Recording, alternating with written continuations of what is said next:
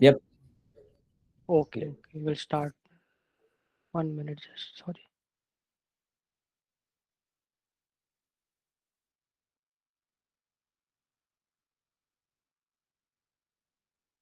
Yes, so today we're starting with the chapter 3 of the book.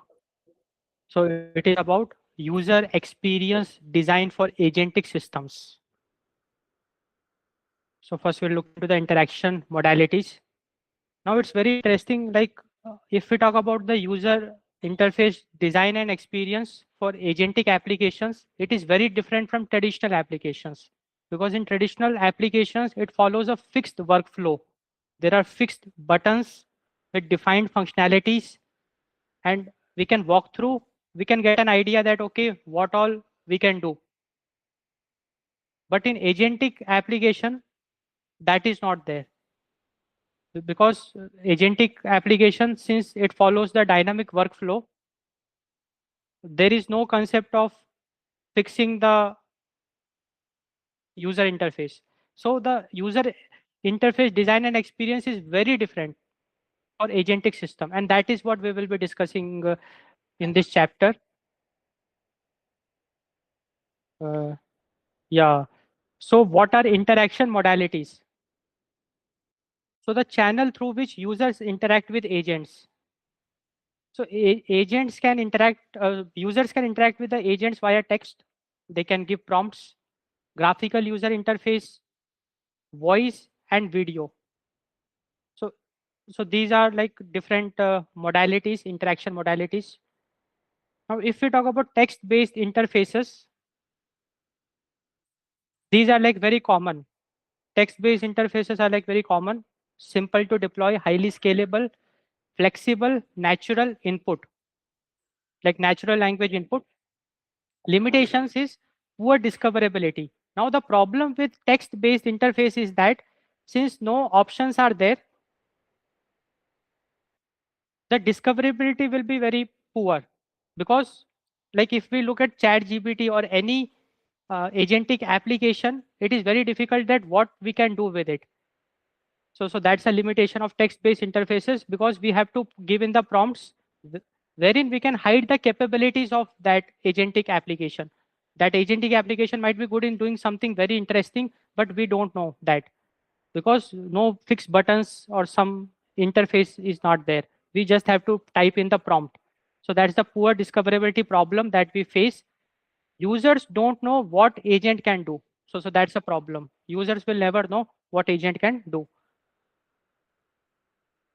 Designing better text interfaces. So the best practices for that is, so this is something which we should follow whenever we are designing the agentic AI application. We should communicate capabilities proactively. If we feel like something very unique about our application, something very interesting about our application, we should highlight it. We should, and that is what we see in chat gpt also, wherein few prompts it gives, it highlights it. So it communicates the capabilities proactively, suggests commands or actions.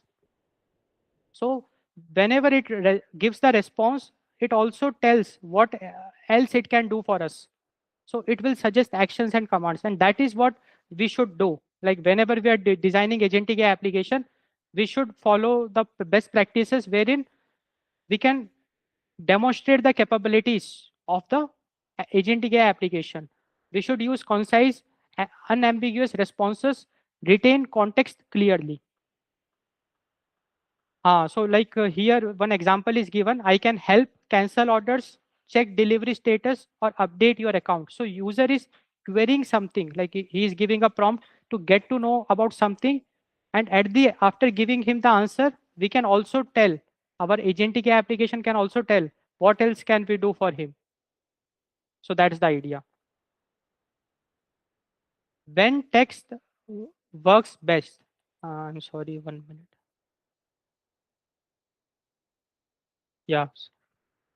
So ideal scenarios, messaging apps. Yeah, so text-based interfaces, they are good in when dealing with messaging apps, customer support, research workflows, and text-heavy tasks. So these are like some ideal scenarios wherein we can use text-based interfaces.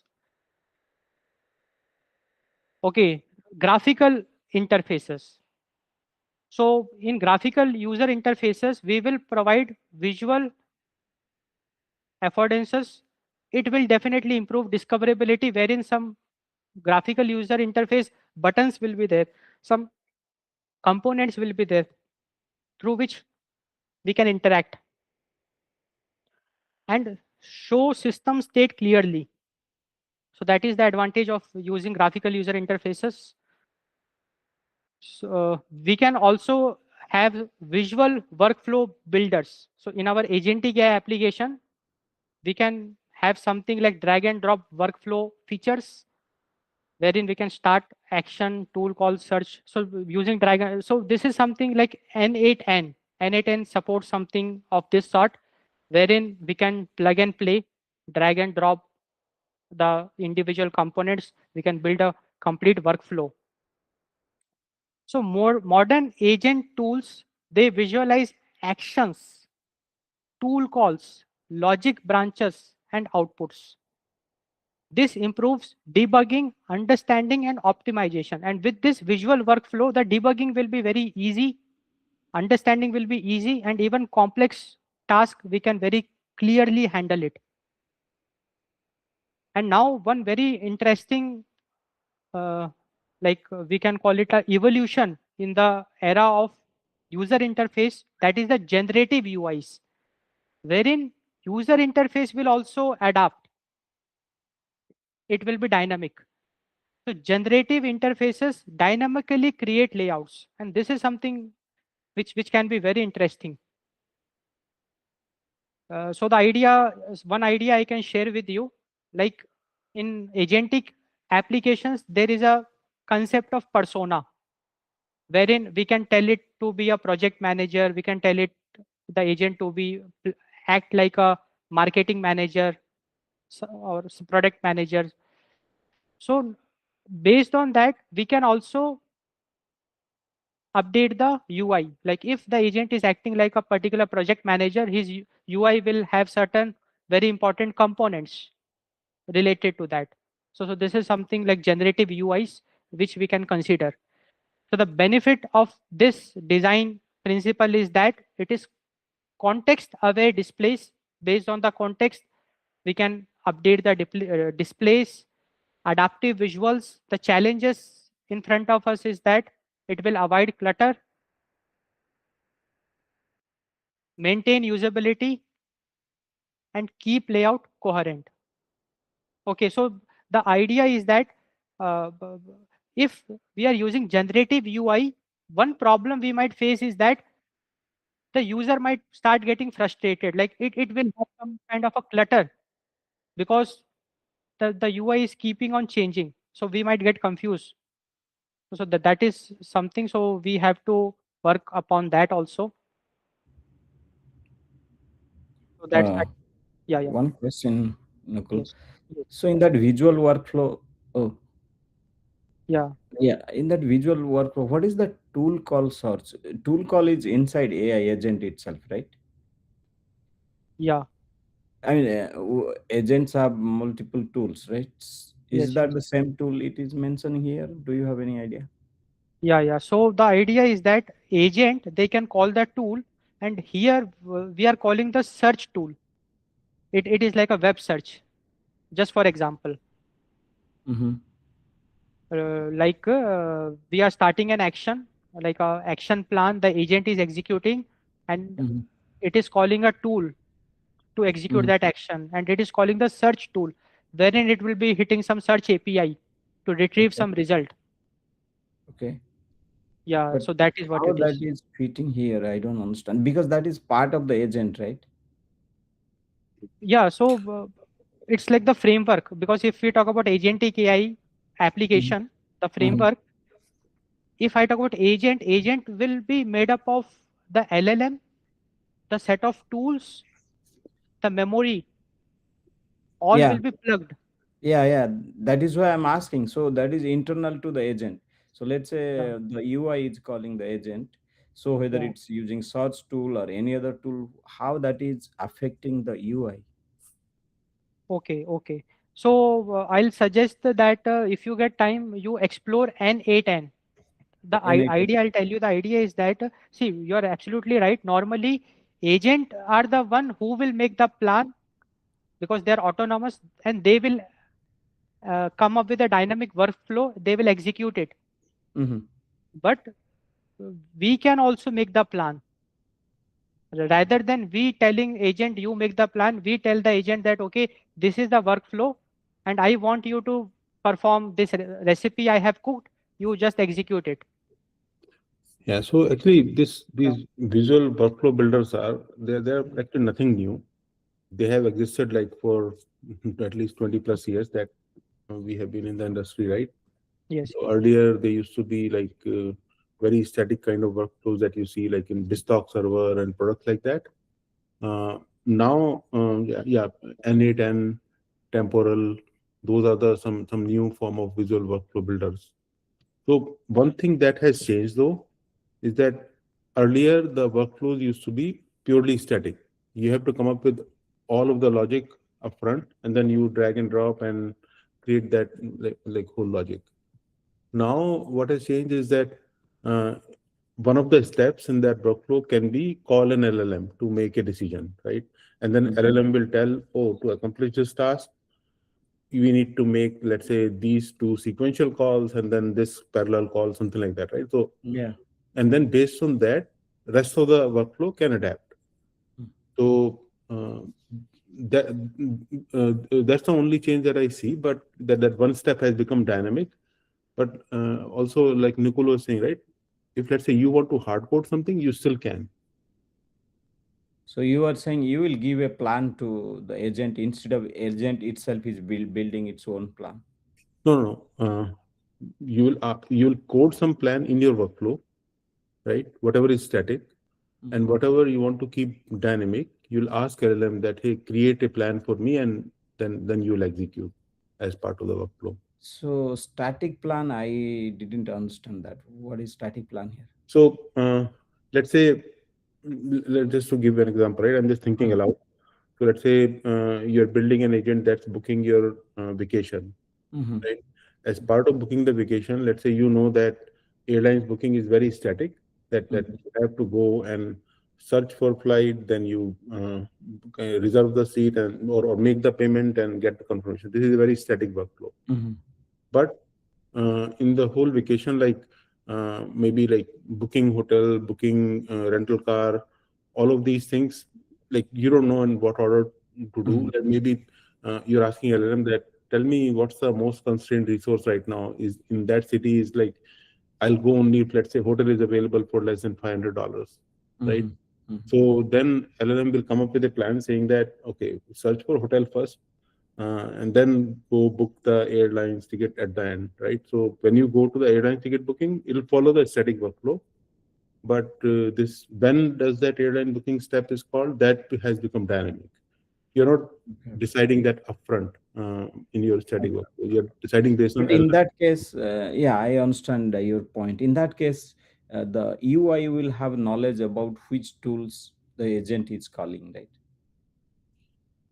UI. So actually here we are confusing between the UI. So this is the UI that developer is using to design the like execution, Calling right? AI agent, right? Yeah, AI agent. Yeah, exactly. Yeah. Yeah, so So that is why I was thinking that whatever the agent is doing is very abstracted from the rest of the world. But that is not the case here, I am finding. That's why I am asking these questions. abstracted from rest of the world. What does that mean? So let's say I am a service. The way, if I understand, Yeah. whatever I am doing in between, that's my job. Right. You as a external user, you should not know Yeah. Yeah. whether I am calling an API or I am calling database directly or I am Yeah. whatever I am doing. So in the same way, agent, let's say it has multiple tools. Why it will expose itself? Hey, I am using these tools, all those. But Oh no, in no. this, So I think no. I think you're confusing. This is not the UI for the end user. End user is still probably seeing some text box like chatbot, chat GPT, right? This Mhm. is the UI or workflow that developer is creating to run the logic in the backend. Oh, I was thinking because the way I think, because we discussed that okay, Chat GPT will Yeah. have an UI, then how to provide that prompts, all those things. So Yeah, that yeah. is the So part I of think, you. yeah, in this chapter, the author is mixing multiple concerns. For the visual workflow builders, this is purely for the backend, like how developer is coding the workflow. Okay, okay, okay. Sorry then, my misunderstanding. No Okay. worries. Yes, yes.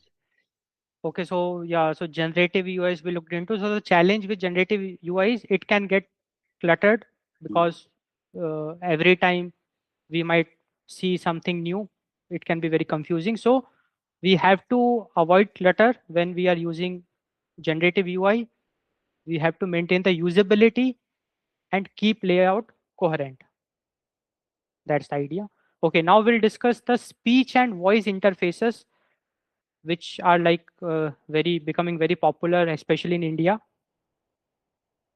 So voice agents, like in India AI Summit, the Servam AI was like very popular.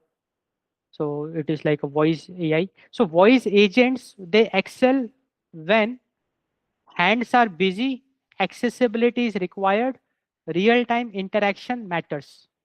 So the idea is very clear. We will use the voice wherein speech to text.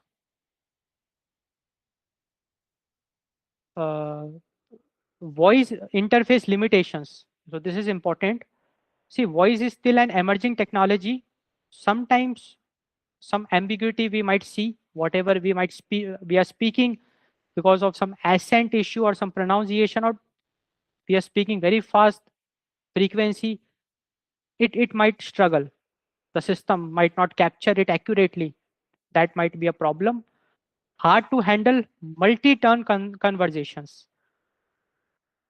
Requires latency plus speech accuracy improvements. Human processing speeds. So humans, they speak like 150 to 180 words per minute, and they read faster than speech. Implication: voice is natural, but text can be more efficient. Yeah. So the idea is that if the agent is speaking, giving a response in the form of a speech, that is less efficient. The reason is that we might miss something. It's not like we every like we are listening to it with full concentration. We can miss many of the words. So that's why like text can be more efficient in some scenarios, but in some scenarios, even the voice response can also be very effective. Like when you're driving the car, it can be like very useful when some accessibility constraints are there. And similarly, we have video interfaces wherein the agents, they can interpret the videos like the collection of frames, like and there it can decode the facial expressions, gestures, voice, visual cues. So they create richer interactions.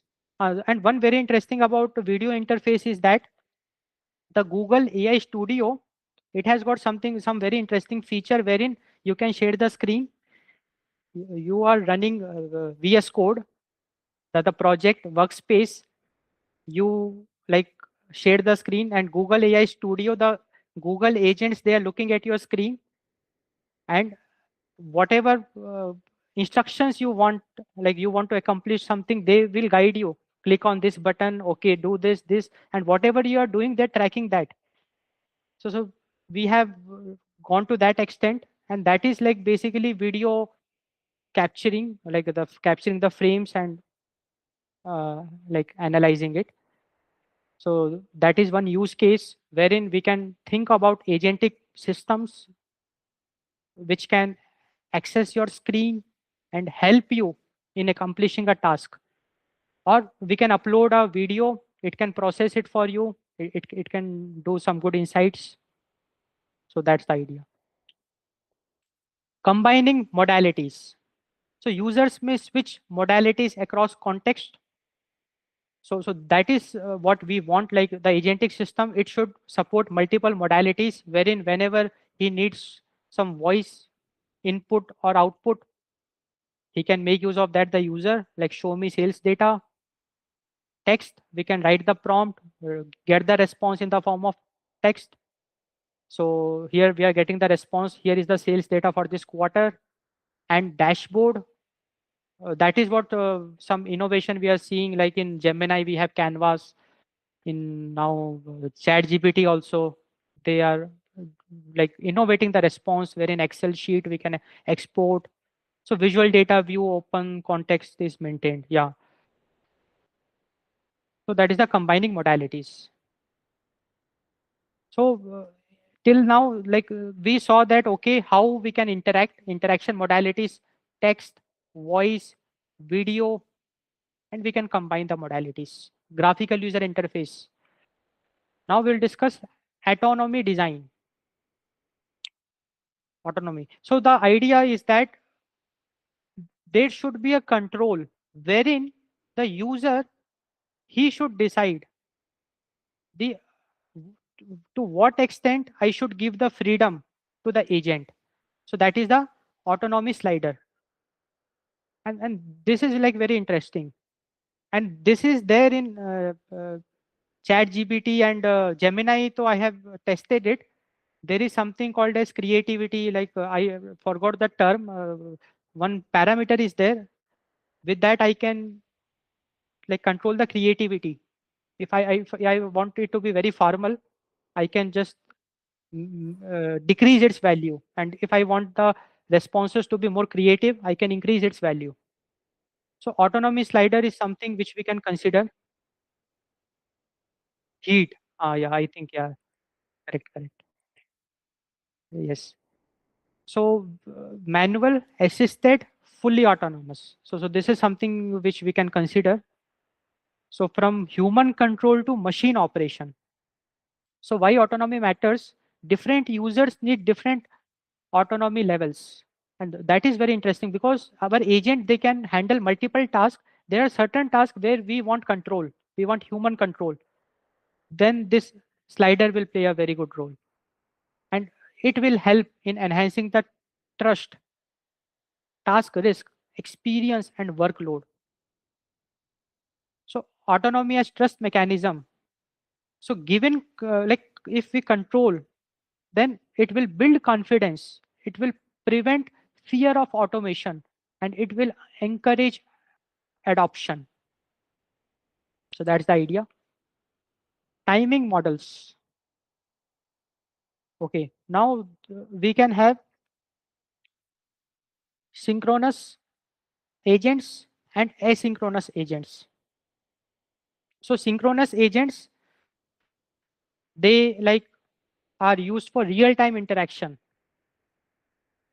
So the idea is that I am asking a question, I gave a prompt, now I am waiting for the response. And then once again, I'll give the prompt. So it's like synchronous. It will wait. I'll wait for its response, then I'll give. That is real-time interaction. And asynchronous means I gave it a prompt. Now it is processing it, and by the time it is processing it, I can give it more prompts.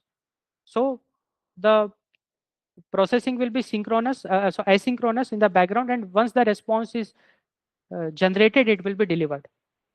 So two modes are there. I can follow the synchronous path or the asynchronous path.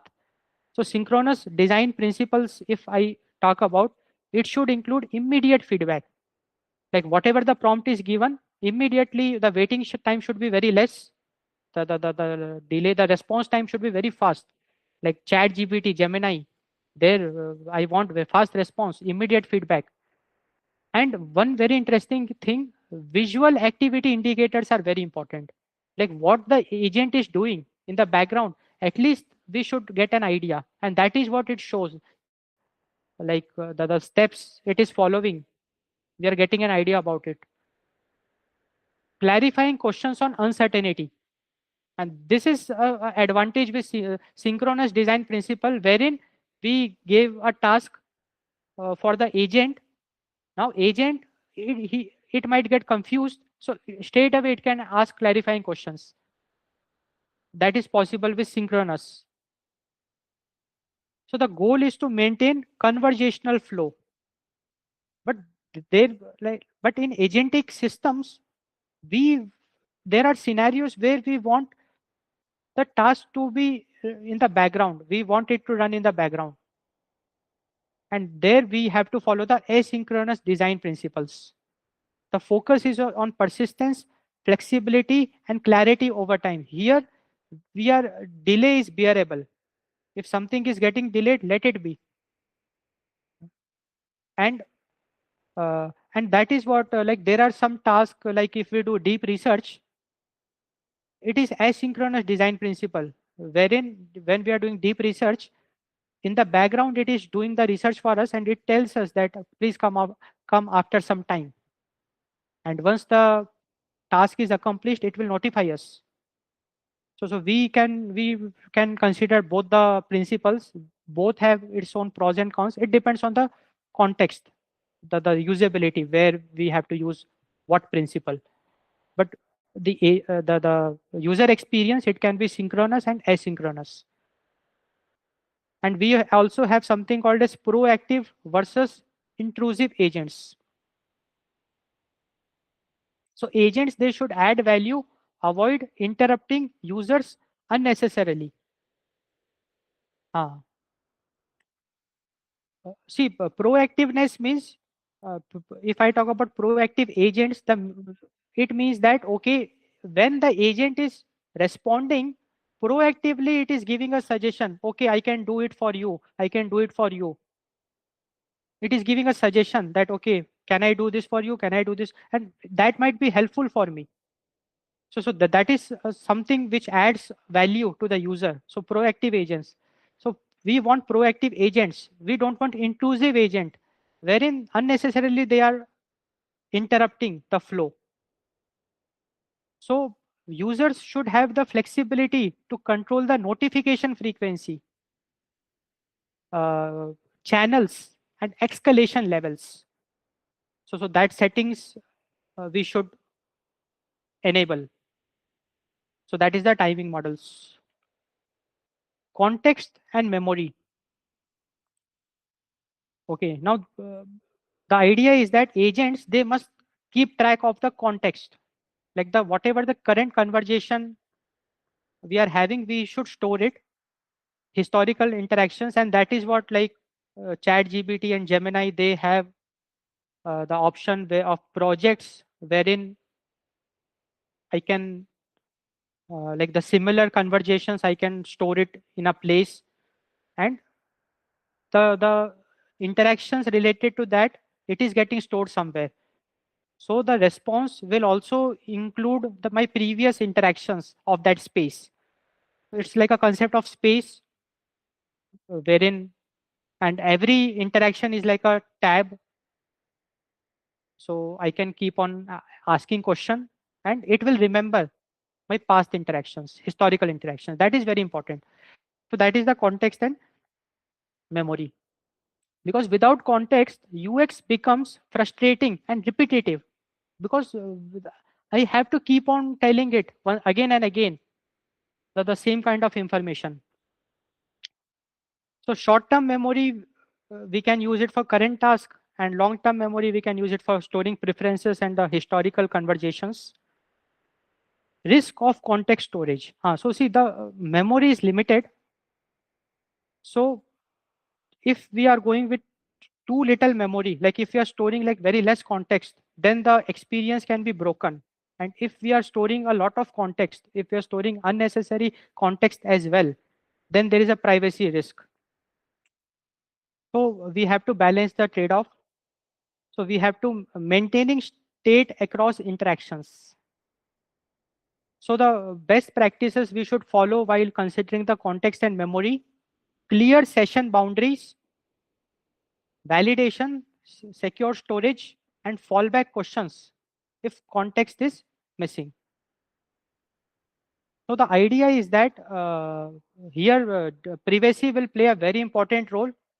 So we should follow something like masking, wherein personal identity information should be masked. Like instead of the name, it should be like the person name. We should label it like person name. Like let us suppose there is a prompt, it contains that John, he did a transaction of $5,000. So storing that can be risky, or some credit card information or any sensitive information, because user, he can be like in a hurry and he's unaware. He can share very sensitive information with the model. That can happen, that do happen. So for the best practices, when we are designing agentic systems, we should be smart enough that we should mask such kind of a sensitive data, wherein instead of the exact personal identity, we can replace it with some labels, or some way we have to figure out, so that the data privacy we ensure. That's very important for the user experience design for agentic systems.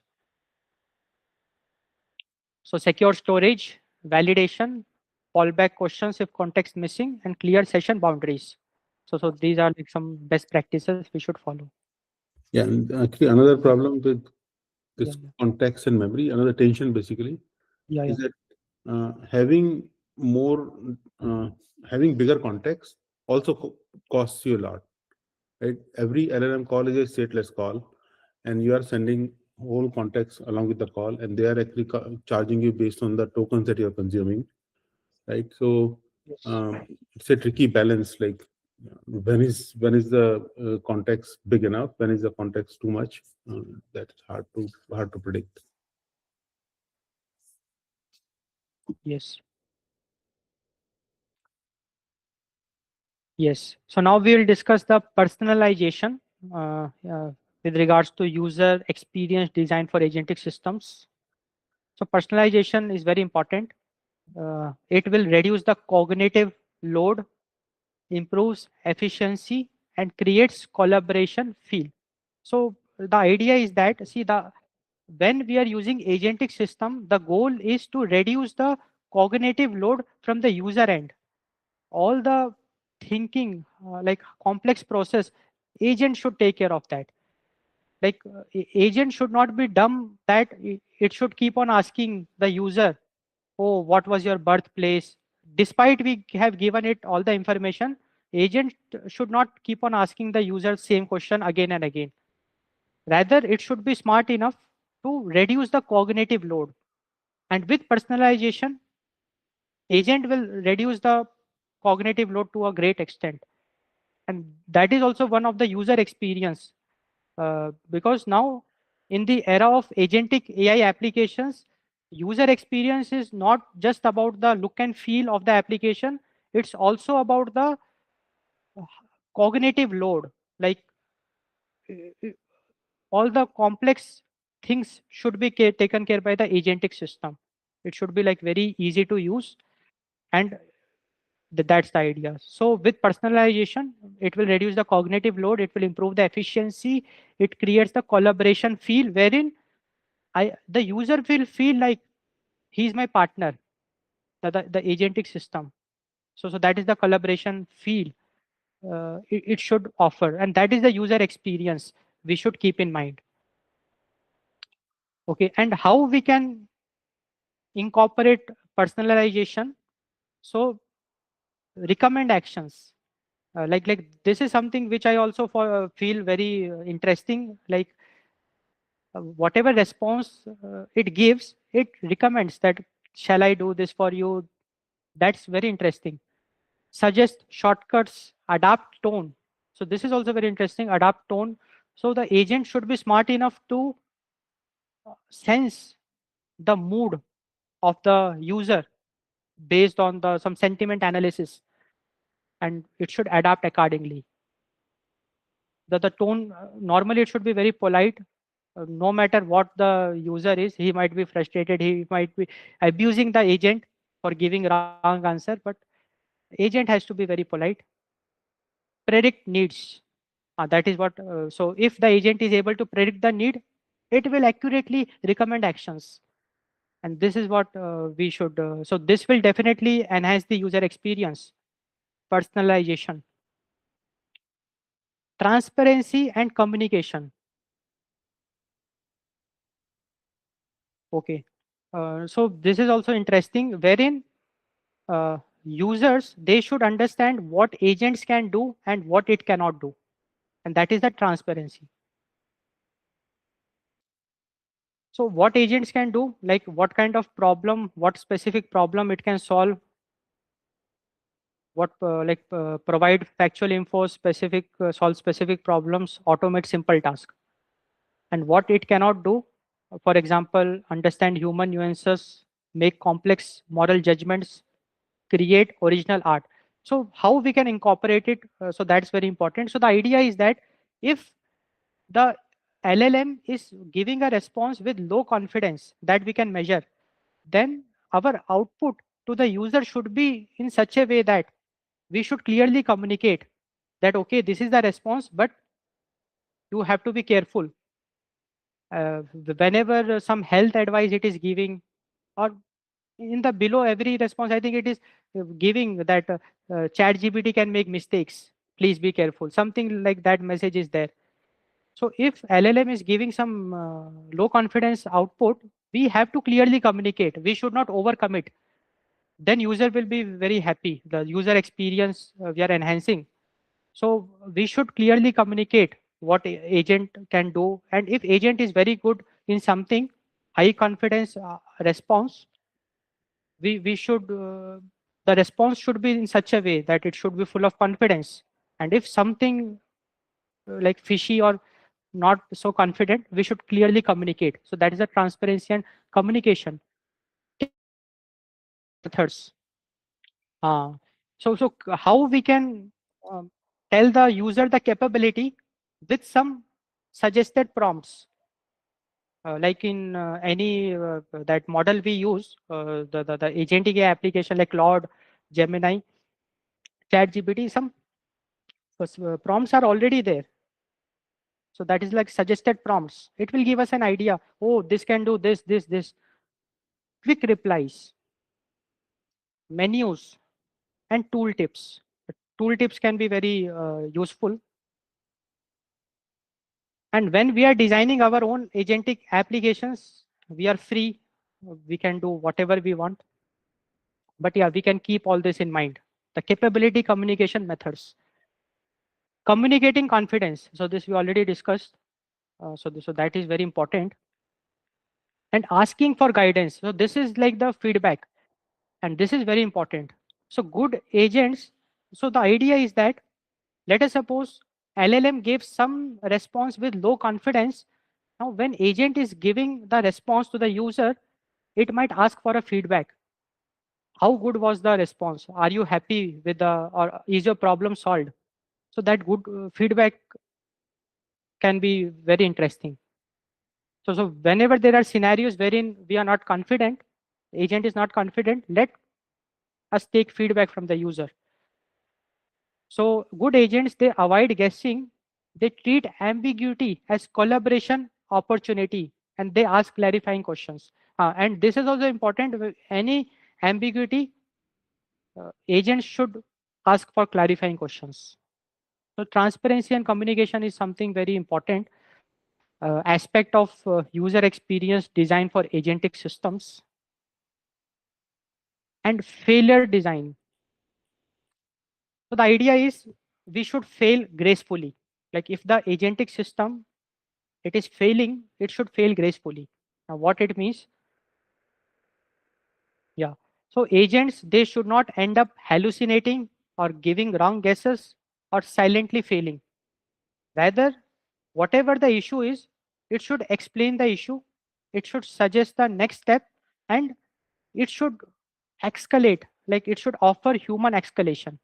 For example, if customer agent is there, and this I have experienced also, like agent, it will interact, and when it feels like it is making something wrong, because I am telling it that something is wrong, please check, and it is telling no, no, I have checked.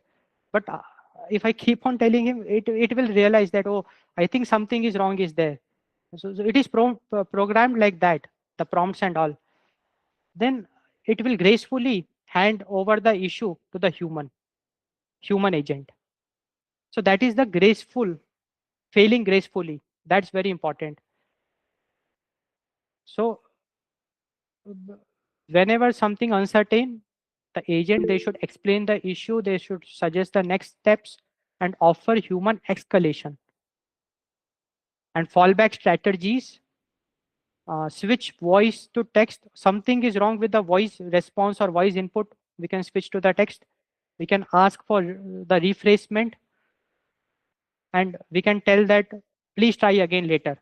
And this is something very common, and this is what like companies like Google, like their product, anything wrong, please try again later.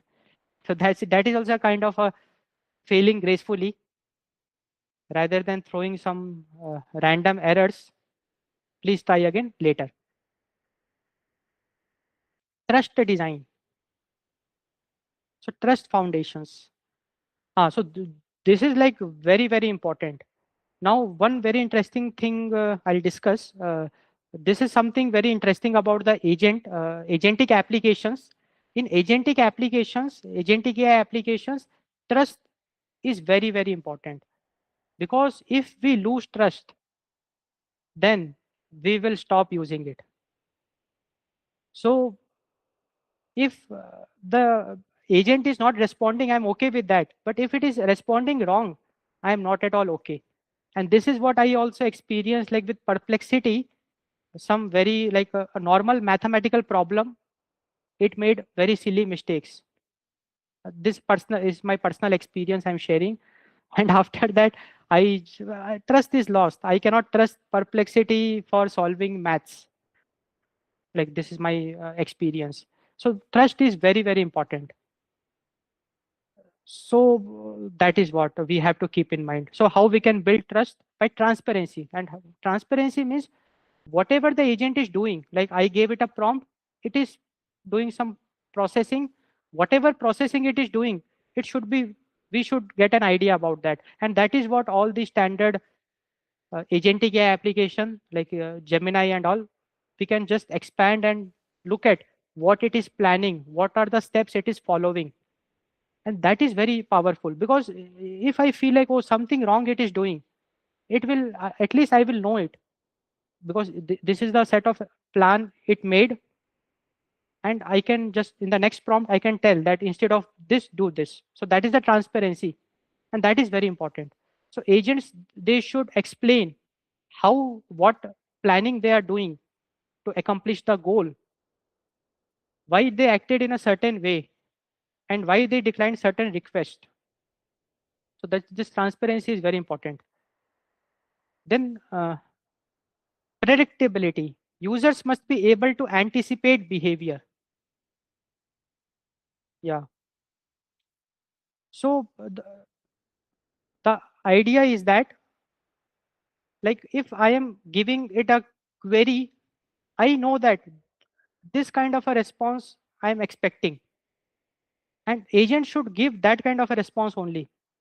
Like if I am telling it to prepare a sales report, it has to prepare a sales report.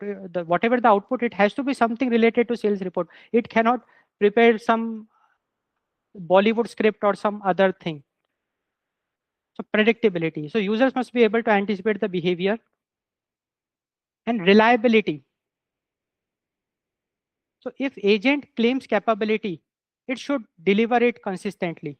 Over promising damages trust more than admitting limits. So it's okay that, okay, if you cannot do something, no problem, you admit it. But if you are promising and not delivering, then as a user, it will be a very bad experience. It can be such a bad experience that I will never visit it again.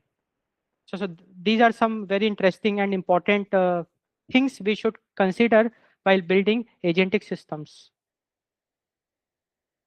Design principle summary. So now like we'll look at some best practices, some final points for this chapter. Golden UX rules for agents. So make capabilities visible. Whatever the agentic AI application can do, we have to make the capabilities visible. We have to preserve the context. We have to ask before guessing.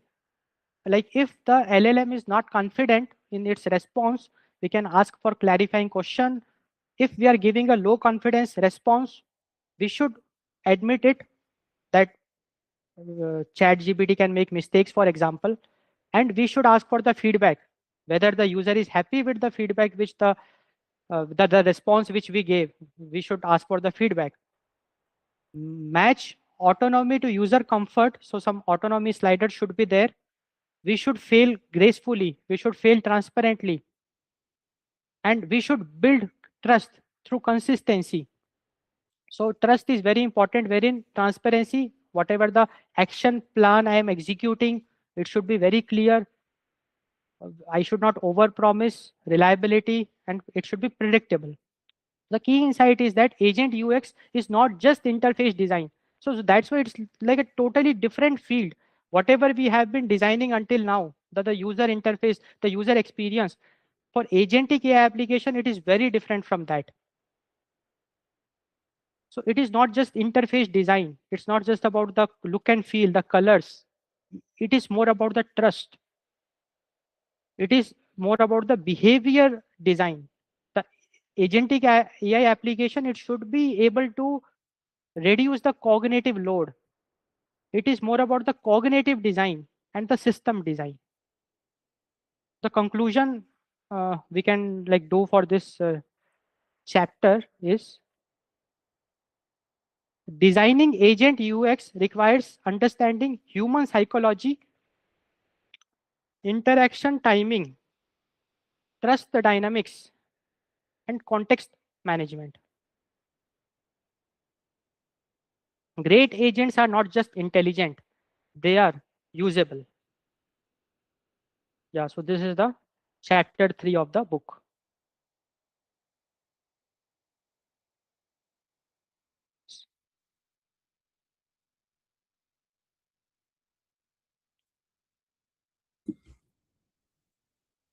Yeah, thank you. So Nukul, this completes chapter 3, right? Yes, sir. Yes, sir. Mm-hmm. Any other volunteers for chapter 4? Let me see actually what is chapter 4 about.